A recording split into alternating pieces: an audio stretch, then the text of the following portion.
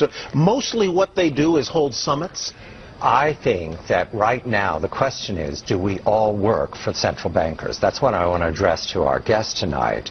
Is this global governance at last? Is it one world, the central bankers in charge? Jim Iorio, you say we've got some downside here, a correction in the markets. Fine. But aren't we all just living and dying for what the central banks do? Aren't we all just counting on the fact that there's a Bernanke put and that we won't go any lower than, say, 5% down from here? Of course we are, because if we look at the economic data, there's nothing to get excited about in that. So yesterday we saw some reluctance for the Bernanke Fed to expand their balance sheets and pump more money in. But the stock market knows that reluctance is totally different than not willing to do it at all. And that's why we saw oil implode and gold trade off heavily, because they're not a protected class. If the stock market starts trading off in the 10 to 15 to 20% area, the chairman's going to come in and throw some stimulus at it. So to answer your question, we are absolutely slaves to central banks, because we'd love to be slaves of the economy, but the economic numbers continue to do nothing but trend lower. Mr. LeCamp, do we work for the central bankers? We know that. Mr. LeCamp, we do. This is free. We do. Look, markets are driven by policy now. They're not driven by market forces. They're driven by fiscal cliffs. They're driven by central bank proclamations. They're driven by false rumors coming out of the ECB. Fiat currency that's continually watered down. They continue to water our currency down so the markets go up and we feel good about it.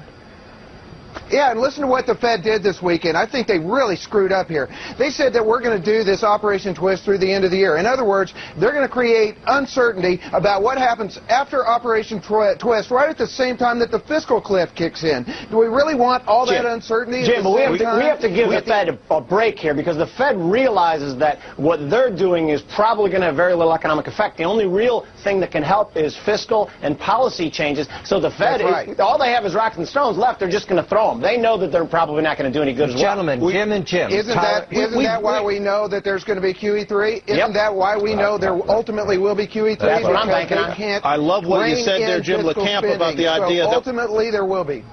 Jim LeCamp, which Jim? I'm not sure which one said this, but that we're basically beholden to what the central bankers and policymakers do, rather than to the fundamentals in the economy, because we have not been able to generate real growth without doing one of two things. That is debasing the currency or borrowing our way to a false prosperity.